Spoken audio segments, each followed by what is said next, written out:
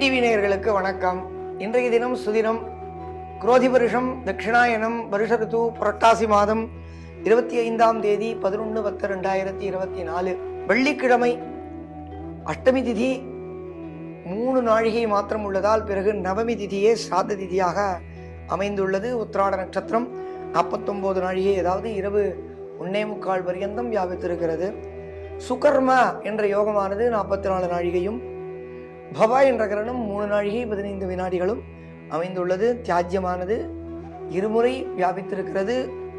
முதல் முறை 9 நாழிகை 48 நாழிகைக்கும், அதாவது 10 மணி முதல் 11:30 மணி பரியந்தம், பிறகு இரவு 58 நாழிகைக்கும் ஆரம்பிக்கிறது. ஆகையால் இருமுறை தியாஜ்யமானது இன்றைய தினம் அமைந்திருக்கிறது. இன்றைய தினம் விசேஷமாக சரஸ்வதி பூஜை என்பதை நாம் அனுஷ்டித்து வருகிறோம். 3 நாட்களும் தேவி சரஸ்வதியை ஆவாகனம், பூஜைகள், அஷ்டோத்திரங்கள், சகஸ்ரநாமங்கள் இவைகளை சொல்லி சுமங்கலிகளை ஆராதித்து, சிறு குழந்தைகள் அதாவது கன்யா குழந்தைகளை ஆராதித்து தேவியை திருப்திப்படுத்த வேண்டும் என்பதாக புராணங்கள் நமக்கு உபதேசிக்கின்றன. இன்றைய தினத்தில் சரஸ்வதி பூஜை என்பது சிறப்பாக அமைந்துள்ளது. நாம் சாரதா என்ற சரஸ்வதியை எப்படி பார்க்கிறோம் என்றால், அனைத்து விதமாகவும் பார்க்கிறோம். புஸ்தக வடிவிலும் பார்ப்பதால் தான், ஏதாவது புஸ்தகத்தை படித்துவிட்டு கூட குழந்தைகள் கீழே வைத்தால் படிக்கும் புஸ்தகத்தை தரையில் வைக்காதே என்பது சொல்வது ஆன்றோர் வழக்கம்.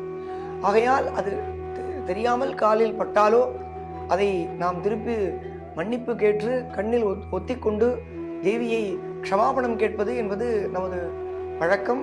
ஆகையால் சரஸ்வதியை ரொம்ப முக்கியமாக ஆராதித்துக் கொண்டிருக்கக்கூடியதான வழக்கத்தில் இன்றைய தினம் ஆயுத பூஜையாகவும் செய்வோம்.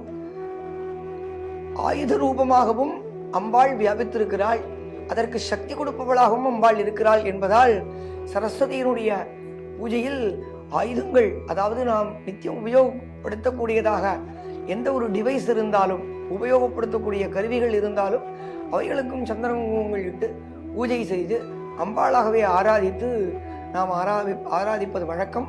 ஆகையால் இன்றைய 3 தினங்களும் நாம் சரஸ்வதியை விசேஷமாக ஆராதிக்க வேண்டும்.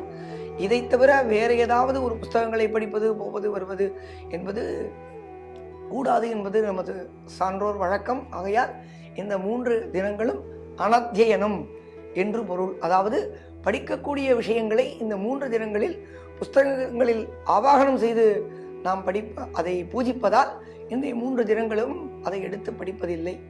ஆகையால் பூஜை ஆராதனைகள் தேவியை நன்றாக இந்த 3 நாள் செய்து விட்டோமானால் இந்த வருஷம் பூரா இருக்கக்கூடியதான படிப்புகளுக்கு நமக்கு அனுகிரகம் கிட்டும் என்பது வழக்கம். சாரதா நவராத்திரியானது இன்றைய தினத்துடன் பரிபூர்த்தி ஆகிறது.